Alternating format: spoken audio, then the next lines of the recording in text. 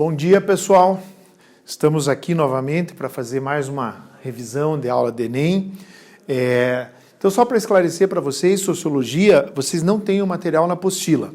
Então, eu preparei algumas questões para vocês e eu vou dar 2 aulas de Sociologia. Explico por quê.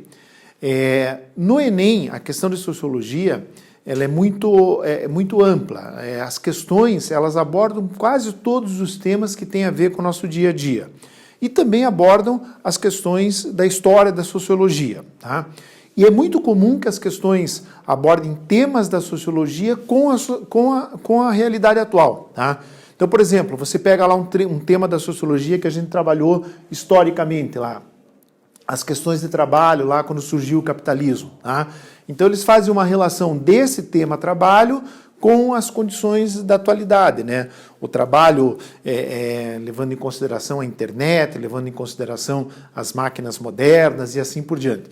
Então é muito comum vocês terem na prova de sociologia questões históricas e questões de temas atuais.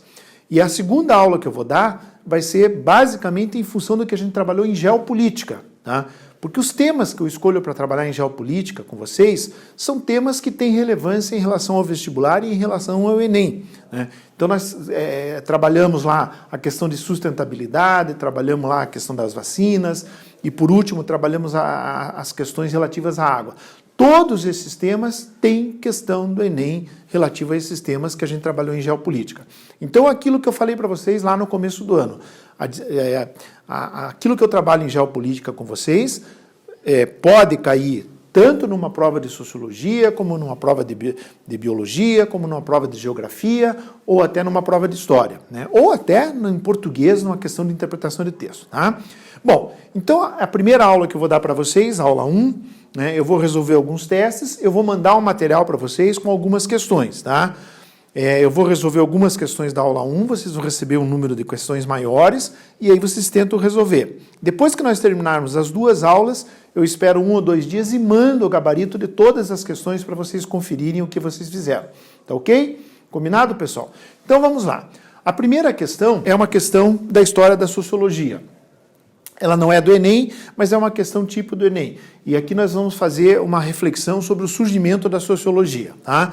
Ela caiu na UEL. A sociologia é uma ciência moderna que surge e se desenvolve juntamente com o avanço do capitalismo. Avanço do capitalismo, vejam que informação importante. Nesse sentido, reflete suas principais transformações e procura desvendar os dilemas sociais por ele produzidos. Sobre a emergência, surgimento da sociologia, considere as afirmativas a seguir. Então vamos ver. Afirmativa 1. A sociologia tem como principal referência a explicação teológica sobre os problemas sociais decorrentes da industrialização, tais como a pobreza, desigualdade social e concentração populacional nos centros urbanos. Pessoal, essa afirmativa ela é quase toda correta, mas ela tem uma palavra que a torna errada. Tá? Quando ela diz assim, a sociologia tem como principal referência a explicação teológica. A explicação teológica tem a ver com a religião. Obviamente, a sociologia ela vai se tornar uma disciplina a partir do conhecimento científico. Tá? Então, não que a religião não faça parte da sociologia. Tudo que nos cerca faz parte da sociologia. Mas a explicação não é teológica. O restante é verdade, né? Que ela vai refletir sobre os problemas sociais, industrialização, pobreza, desigualdade social e assim por diante. Mas o problema é que essa afirmativa está errada por conta dessa conjuntinho de palavras aqui. Tá? Então a 1 está errada. 2. A sociologia é produto da Revolução Industrial. Sim, nós vimos isso. Né? A Revolução Industrial, a Revolução Francesa, né, as transformações tecnológicas e científicas que surgiram a partir do século XVI e XVII. Tudo isso mudou o modo de vida do ser humano, principalmente nos países europeus. Consequentemente, essa nova maneira de viver a partir da Revolução Industrial é que vai dar origem, então, a estudos mais detalhados sobre as relações humanas, sendo chamada ciência da crise por refletir sobre a transformação de formas tradicionais de existência social e as mudanças decorrentes da urbanização e da industrialização. Perfeito, né? Então, todas essas mudanças promovidas a partir da Revolução Industrial e de outras situações que a gente viu em sala, deram origem ao que a gente chama de sociologia. Então, a 2 está correta. 3. A emergência da sociologia só pode ser compreendida se for observada a sua correspondência com o cientificismo europeu. Cientificismo é conhecimento científico e com a crença no poder da razão. Tá? Então, para se transformar uma disciplina, uma ciência, evidentemente que eu tenho que levar em consideração a ciência e o poder da razão e da observação enquanto recurso de produção do conhecimento. Então, perfeito. A sociologia existe enquanto disciplina, enquanto ciência, enquanto uma disciplina nova a partir do uso da razão, da ciência, assim por diante. Então, a 3 também está correto. A sociologia surge como uma tentativa de romper com as técnicas e métodos das ciências naturais. Muito pelo contrário. Tá? A sociologia, na verdade, lá nos primórdios da sociologia, com Augusto Comte e Émile Durkheim, principalmente, eles tentaram aliar justamente os conhecimentos e métodos das ciências naturais para tentar explicar as relações sociais. Tá? Então, está errada porque aqui diz que há um rompimento, né, do surgimento da sociologia com as ciências naturais. Isso não existe. Então, estão corretas a afirmativa 2 e a afirmativa 3. Isso está na letra B. Tá? Então, vamos ver a questão número 2 lá. Tá?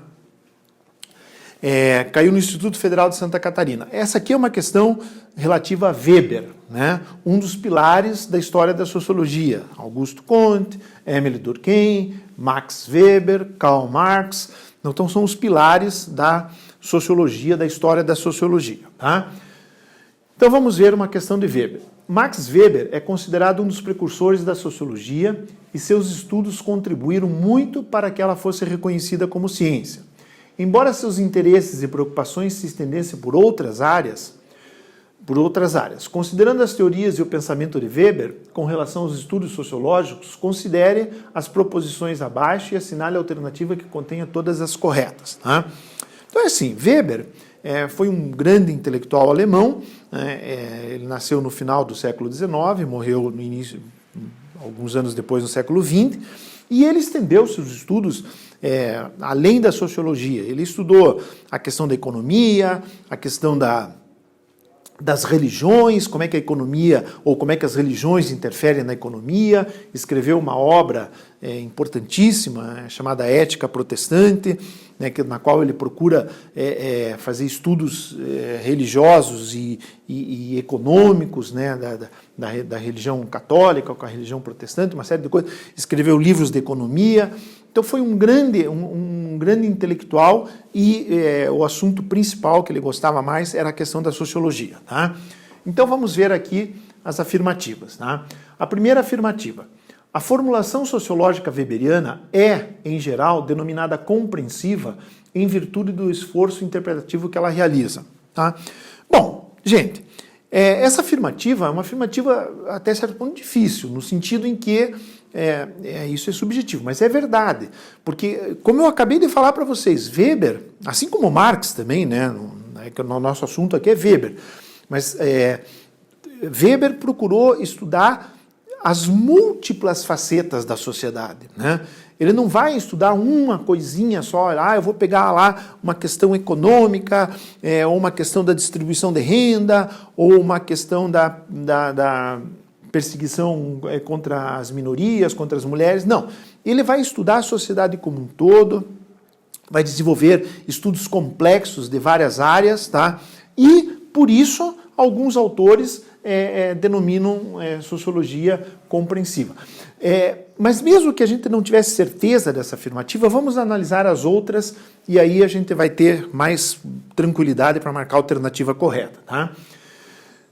A afirmativa 2. Weber definiu como objeto de estudo da sociologia a ação social. Gente, pura verdade. Lembre-se das aulas que nós tivemos em sala. Tá? Ação social é o principal conceito sociológico de Weber, conceito sociológico, ele tem outros conceitos importantes. Né? Então, a ação social, quer dizer, é a ação que o indivíduo faz, mas que é reconhecido, né, que é notado e que faz parte de um contexto social. né? Lemos, a gente viu vários exemplos em sala de aula a respeito disso, né? Então, esse conceito de ação social é um conceito estritamente weberiano, né? Então, para ele, qualquer ação que o indivíduo faz orienta-se pela ação dos outros. Verdade, né?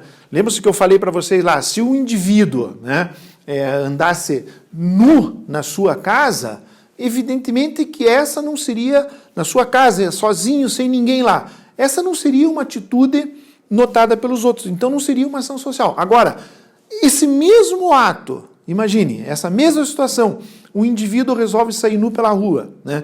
Ele vai ser notado pelos outros e essa atitude dele passa a ser uma ação social, porque vai interferir em toda a sociedade que o cerca, né? A ponto de criar uma série de problemas e situações complexas a partir dessa ação, né? Mas o que acontece? É uma ação percebida pelos outros, determinada pelos outros. Então a 2 é absolutamente perfeita, tá? 3. O foco da teoria de Weber está nas classes sociais. Opa! Quem é que vai definir a luta de classes, as classes sociais, as classes antagônicas, né? A luta de classes, que uma classe tem que acabar com a outra classe e tal, para que a sociedade possa se desenvolver? É Weber ou é Marx? Lembram? É Marx, né? Então esse conceito de luta de classes antagônicas, etc., é desenvolvido por Marx, tá? Gente, não é que Weber não tenha analisado essa questão de classes sociais, não é isso. Mas ele não vai pôr como objeto principal no seu estudo da sociedade a luta de classes ou a questão das classes sociais. Ele define, ele analisa, mas não é, isso para ele é secundário. Para ele o principal é a questão da ação social. Tá? Então a 3 tem uma relação com Karl Marx, não com Max Weber. Tá? 4. Weber acata a maioria das propostas positivistas. Errado. As propostas positivistas que nasceram lá com Augusto Comte, no início dos estudos sociológicos, ele teve como seguidor, em parte, não totalmente, mas em parte, né, o seu conterrâneo Émile Durkheim. Tá? Weber, na verdade, não aceita as ideias positivistas, né? Ele acha que a ação do indivíduo é que determina as questões sociais, né? E no caso do positivismo são as regras. Então é completamente diferente, né? São as regras que determinam tudo. No caso de Weber, claro, ele acha que é importante seguir as regras, tudo, mas são as ações individuais, né, as ações sociais é que determinam a questão da sociedade, tá? Então, não tem a ver com Weber, e sim, poderíamos considerar aqui se fosse Émile Durkheim, né? E claro, o pai do positivismo, que seria Augusto Comte, mas não Weber. Então a 4 também está errada, tá? 5. Um dos trabalhos mais conhecidos de Weber é a Ética Protestante e o Espírito Capitalista, na qual ele relaciona o papel do protestantismo na formação do comportamento típico do capitalismo ocidental moderno. Gente, perfeito, nós comentamos isso em sala de aula com vocês, nós falamos dessa obra dele, né, e ele procura fazer uma análise muito profunda da questão religiosa e como essas questões religiosas afetaram a economia do mundo ocidental, né? E a conclusão que ele chega nos seus estudos é que os países onde predomina, né, a religião protestante são países que se desenvolveram economicamente mais do que os países onde predomina a religião católica, tá? E aí, claro, existem explicações tanto religiosas como explicações práticas, né? Então, no caso da religião protestante, aquele que consegue adquirir a riqueza em função do seu trabalho, do seu esforço, da sua labuta, da sua dedicação, ele está com isso conquistando lá o seu pedacinho lá no céu, a sua salvação da alma, tá? O que na Igreja Católica isso é desconsiderado. Então, realmente isso é verdade, né? Então, é uma das principais obras de Max Weber, tá? E a questão número 6, a teoria mais conhecida de Max Weber é o materialismo histórico. Gente, alô, materialismo histórico. De quem é essa teoria? Karl Marx, né? Karl Marx é que vai ter uma teoria materialista, né? A superestrutura, os bens materiais é que determinam a sociedade, tá?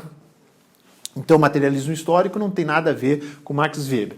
Então, observe que nós temos aqui como certeza absoluta a 2 e a 5. Tá? A 2 e a 5. Ora, se vocês procurarem aqui, ó, não tem nenhuma alternativa que tenha 2 e a 5. Então, a única que tem alternativa com 2 e 5 é a alternativa E, que leva em consideração a 1, que eu falei para vocês que também é verdadeira. Mas mesmo que eu tivesse dúvida na 1, a 2 e a 5, não poderia ter dúvida, porque são fundamentais na teoria de Weber, eu acertaria a questão. Então, a alternativa correta aqui vai ser a alternativa E. Ok? Então, vamos colocar aqui para vocês anotarem direitinho. Então, tá lá. A próxima questão vai ser a questão número 5 do material que eu vou enviar para vocês, tá? E é uma questão do Enem, tá?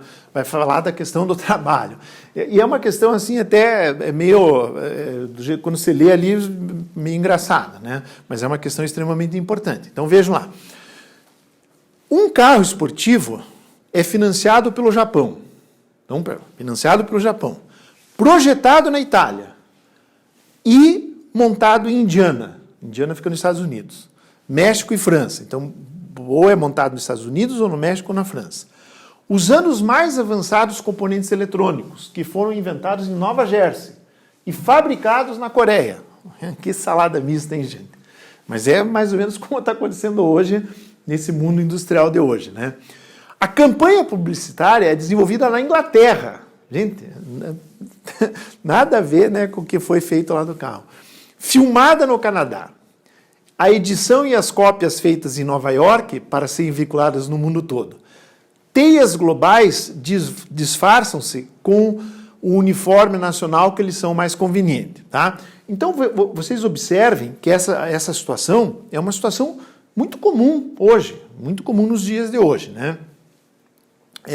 Você monta um pedacinho aqui, monta um outro componente lá do outro lado do mundo, aí pega lá a borracha para fazer um acabamento num outro lugar, que vem de outro lugar, e aí você compõe tudo aquilo. Tá?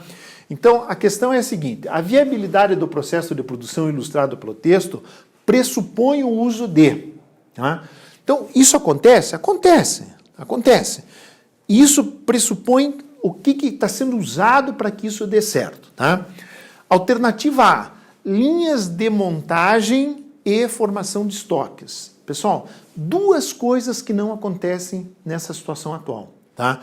As linhas de montagem, elas foram elaboradas lá, não no início da Revolução Industrial, mas principalmente a partir do Fordismo. Né, que tinham aquelas linhas de montagem gigantescas lá, né, que as pessoas faziam exercícios extremamente repetitivos. Né? Lembra-se que eu contei aquela história para vocês lá de uma questão até de uma charge que cai no Enem com frequência, né, que o cara fica 35 anos fazendo o mesmo movimento, a mesma coisa. Né? E daí o colega dele diz assim, ele fala para o colega dele, puxa vida, amanhã eu vou me aposentar. Pô, que legal, vai se aposentar. E o que você vai fazer depois que se aposentar? A primeira coisa que eu vou fazer é sair daqui e ver no fim dessa esteira o que está sendo montado. Quer dizer, isso lá na época das linhas de montagem. O cara ficou 35 anos pondo a peça ali, mas não tem nem ideia do que foi feito lá na frente na linha de montagem. Né? Isso é uma charge que já caiu no Enem, no vestibular, um monte de coisa. Tá?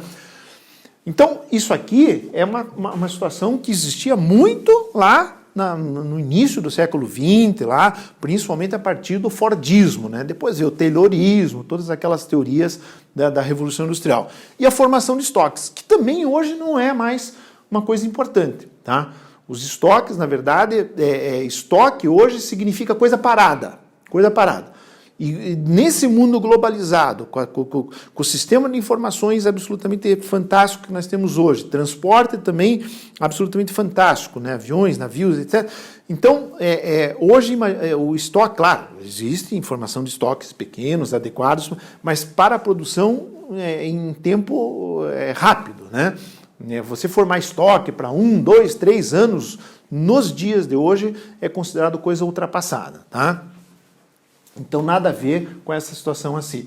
Empresas burocráticas e mão de obra barata. Tá?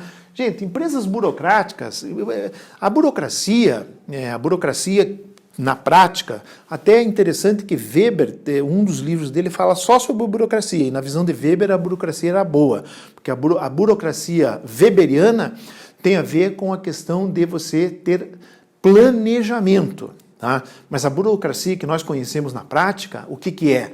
É entrave, é demora, as coisas não irem para frente de maneira adequada e assim por diante. Ora, no mundo dinâmico que nós temos hoje, essas empresas burocráticas aqui, elas têm que, na verdade, desaparecer. Tá? E um país, quanto mais desenvolvido ele é hoje, mais rapidamente ele produz as coisas. Tá? Então, nada a ver aqui. Controle estatal. Não é o que o mundo está mostrando hoje. Né? Hoje, na verdade, o capitalismo, o liberalismo é que predominam. E tanto no capitalismo como no liberalismo, quanto menos controle estatal você tiver, melhor. Né? Aqui nós podemos só fazer um parênteses em relação à China. Né? Vocês vão dizer assim, professor, o que você está falando aí não é verdade, porque a China é comunista, controlada pelo Estado, e é o país, talvez hoje, que mais tenha comércio no mundo. Né? Gente, é que a China é um caso muito particular. Né? Sem entrar em detalhes, mas só para vocês terem uma ideia da situação, assim, a China ela é completamente estatal nas questões políticas. Nas questões econômicas e industriais, a China é extremamente liberal, capitalista. Né? O importante na China, claro, você tem um planejamento estatal das questões políticas, sociais, né? Mas na questão da produção, a China é um país capitalista. Então a China, na verdade, é um híbrido. Né? Do ponto de vista político, do ponto de vista social, ela tem características comunistas estatais, e do ponto de vista econômico, ela tem características liberais. Né? Muito liberais, até mais liberal do que muitos países capitalistas. Tá? Então, fecha parênteses. Tá? Então a C também está fora. Organização em rede é tudo se comunicando. Tá? Será que para acontecer tudo isso aqui precisa todo mundo estar ligado com todo mundo? Obviamente, né, gente? O cara desenvolve a campanha publicitária na Inglaterra e filma no Canadá. Se não houver uma comunicação absolutamente fantástica de todo esse processo, ele não funciona. Então, perfeito. E tecnologia da informação, óbvio, né? Como é que nós vamos fazer todo esse processo funcionar se você não tiver hoje uma grande capacidade tecnológica de informação, de troca de ideias, de saber o que precisa, o que não precisa e tal? Então, a alternativa D é absolutamente coerente. E vamos ver a E, gestão centralizada. Não, a gestão centralizada ela tem a ver com controle estatal, e protecionismo econômico também não tem nada a ver. Protecionismo econômico seria lá na época do mercantilismo, né? Você protege, né, ou o teu país ou a tua colônia lá, e tudo que é bom é daquele país ou daquela colônia, né? Claro, hoje, em função de alguns governos que estão surgindo aí, existem algumas tentativas de protecionismo econômico e tal, mas via de regra isso hoje está fora de moda, tá? Embora, em função das dificuldades pelas quais o mundo tem passado aí nos últimos anos, alguns governantes estão tentando voltar a essa questão do protecionismo. Tá? Mas o problema é que o capitalismo, do jeito que ele está hoje, ele não aceita mais o protecionismo como foi feito já há séculos atrás. Tá? Então a única alternativa absolutamente coerente com tudo isso que está aqui no enunciado é a alternativa D de dado. Ok? Então vamos ver qual é a próxima. A questão número 6, tá? Ó, de novo, né, questões de trabalho com a questão da tecnologia. Como eu falei para vocês, né, é muito comum na prova do Enem você ter assuntos da sociologia relacionados com as questões atuais, né? Então vejam lá, questão número 6. A introdução de novas tecnologias desencadeou uma série de efeitos sociais que afetaram os trabalhadores e sua organização. Então aqui é a questão dos trabalhadores, tá? Diferente da questão anterior, que era a questão da produção, como era feita a produção. O uso de novas tecnologias o uso de novas tecnologias trouxe a diminuição do trabalho necessário, que se traduz na economia líquida do tempo trabalhado, né?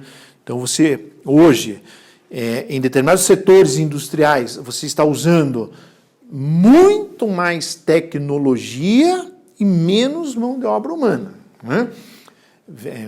Um exemplo clássico disso, inclusive no Brasil já existe bastante disso, é a questão de uso de robôs na linha de montagem dos carros, tá? Antigamente, né, 40, 50 anos atrás, você não tinha robô, né? Tudo era feito pela mão do homem, né? Hoje, você tem determinadas partes de linha de montagem que é feita tudo por robô, né? Através de comandos, evidentemente, feito por computadores, e aí, claro, que tem que estar na frente do computador normalmente é o homem, mas você tem ali essa questão, né?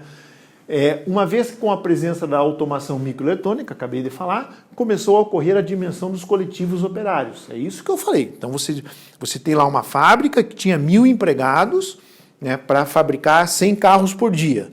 Hoje você tem a mesma fábrica, em vez de 1.000 empregados, você tem 50 empregados para fabricar os mesmos 100 carros por dia. Mas como, professor? Aí a utilização das modernas tecnologias, dos robôs e assim por diante, tá? Claro que não são todos os setores nem todos os países que usam isso. Quanto mais desenvolvido industrialmente é um país, mais ele usa essa característica, tá? Então, começou a diminuir a diminuição dos coletivos operários e uma mudança na organização dos processos de trabalho, tá? Então, essa mudança, ela está ocorrendo de maneira mais forte a partir dos últimos 20 anos, tá ok? A partir dos últimos 20 anos. A utilização de novas tecnologias tem causado inúmeras alterações no mundo do trabalho. Essas mudanças são observadas em um modelo de produção caracterizado. Então, que tipo de mudanças isso vai ocorrer com essas situações novas aí, tá? Alternativa A, pelo uso intensivo do trabalho manual para desenvolver produtos autênticos e personalizados. Gente, uso intensivo do trabalho manual. Eu acabei de falar que justamente é o contrário, tá? Mas não existe mais isso, professor? Produtos autênticos e personalizados? Claro que existe. Claro que existem situações que isso acontece, mas hoje as grandes indústrias, as grandes empresas na área industrial procuram diminuir a mão de obra para tornar mais barato os seus produtos com menos gasto. Então, isso aqui está errado em relação a essa alternativa. Pelo ingresso tardio das mulheres no mercado de trabalho. Gente, isso aqui pode até acontecer em alguns países e acontece, né, no caso do Brasil e tal, mas não tem nada a ver com o enunciado. É o que eu falo sempre para vocês, né? A gente tem que tomar cuidado, porque isso pode ser uma verdade, mas em que momento o enunciado cita alguma coisa da entrada ou das mulheres no mercado de trabalho? Podem ler 5 vezes que vocês não vão encontrar. Então, não tem essa condição, tá? Alternativa C, pela participação ativa das empresas e dos próprios trabalhadores no processo de qualificação laboral. Pessoal, o que é qualificação laboral? Vocês sabem? Qualificação, eu acho que é fácil de saber, né? Qualificação é melhoria, né? Aprimoramento, mudança, né? E laboral é relativo ao trabalho, né? Então, para que isso tudo aconteça, o uso de novas tecnologias, tudo, é necessário você ter aqui um processo de qualificação laboral? Lógico que é, né, gente? É óbvio que é. Então, hoje, o trabalhador tem que ser formado em função dessas novas tecnologias, né? Não basta para o trabalhador de hoje ter aquelas formações que tinha 40, 50 anos atrás, tá? Hoje, qualquer trabalhador tem que ter noção de informática, tem que saber mexer num computador, tem até que, se for possível, falar uma língua estrangeira, porque o mundo está muito globalizado, né? Ele recebe lá uma instrução da onde foi fabricada aquela peça lá que ele está mexendo, né? Normalmente vem na língua nativa e inglês, que é a língua considerada universal hoje, né? Então, se foi fabricado na China, pode ser que venha em mandarim, mas venha a tradução do lado em inglês. Dificilmente virá em português, mas em inglês vem. Aí como é que esse trabalhador vai mexer naquela máquina lá que ele recebeu da China se ele não sabe inglês? Então isso aqui é absolutamente indispensável no mundo atual do trabalho, tá? Então a C está perfeita. Vamos ver a outra. Pelo aumento na oferta de vagas para trabalhadores especializados. Opa! Olha aqui, gente. Até aqui, ó. Até aqui, ó. Está perfeita. Pelo aumento na oferta de vagas para trabalhadores especializados. Só que daí, ó, fica ruim a afirmativa. Em funções repetitivas. Não. Hoje não é função repetitiva. Função repetitiva, pessoal, é o que fazia aquele trabalhador lá da charge que eu falei para vocês, que ficou 35 anos fazendo esse movimento, pondo uma pecinha em cima da outra. Isso é função repetitiva. Hoje, o que se espera de um trabalhador? Criatividade, capacidade de entender o momento que nós estamos, do ponto de vista de desenvolvimento tecnológico e criatividade, né? Quanto mais criatividade, quanto mais abertura mental você tem, melhor, né? Então essa afirmativa D aqui, ela foi bem até aqui. Daí quando falo em funções repetitivas, eu tenho aqui com o início lá das questões da Revolução Industrial. Então tá errado. E pela manutenção de estoques em larga escala em função da alta produtividade. Gente, eu acabei de falar, estoque é mercadoria parada. Time is money, né? Dinheiro é tempo, tempo é dinheiro. Hoje nada pode ficar parado, tudo tem que ser dinâmico, tem que ser rápido, tem que ser acelerado. Então, a manutenção dos estoques já não é mais do mundo industrial de hoje. Então, a única alternativa aqui absolutamente correta é a alternativa C, né? Tanto as empresas como os próprios trabalhadores hoje têm que investir na qualificação profissional ou laboral, que é a alternativa ali, tá? E para finalizar, vamos para a questão número 10, tá? Fala-se muito nos dias de hoje nos direitos do homem, tá? Né? Hoje, né, uma coisa bem importante, né, todos os direitos, assim como os deveres, mas os direitos se frisa muito. Pois bem, foi no século XVIII, em 1789, ano da Revolução Francesa, e por coincidência da Inconfidência Mineira também, precisamente que uma Assembleia Constituinte produziu e proclamou em Paris a Declaração dos Direitos do Homem e do Cidadão, tá? Isso aqui foi extremamente importante na Revolução Francesa, porque até então o mundo não tinha, né, não que isso tenha mudado completamente as relações entre os homens, mas ajudou a ter um parâmetro, né, no qual a gente deveria, né, os países, os governantes deveriam seguir e respeitar, né, as diferenças, respeitar os direitos de cada cidadão, tá? Então foi essa declaração aí.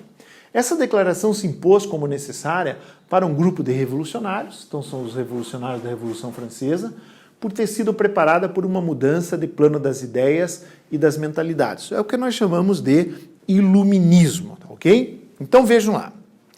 Correlacionando as temporalidades históricas, o texto apresenta uma concepção de pensamento, então essa mudança aqui de concepção de pensamento, que tem como uma de suas bases A. Tá? Então, o que foi a base? Qual foi o que fez com que na Revolução Francesa, então, né, se tomasse essa decisão? Tá?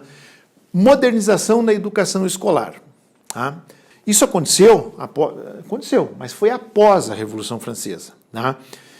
Só fazendo um parênteses aqui, até a Revolução Francesa não existia escola como existe nos moldes atuais. Tá? A escola era privilégio até a Revolução Francesa. Essa noção de escola universal, escola para todos, até a disposição, porque uma vez que você aumenta a quantidade de pessoas na escola, você tem que mudar a disposição. Então, essa questão de você ter salas de aula com vários alunos, tal, é uma coisa que vai surgir após a Revolução Francesa. Tá? Principalmente essa questão de universalidade, essa questão de todos têm direito à escola. Quem vai fazer um estudo absolutamente fantástico e vai fazer uma proposição sobre essas mudanças da educação, vai ser um filósofo que eu conheci no último ano do meu curso de filosofia, chamado Condorcet. Né?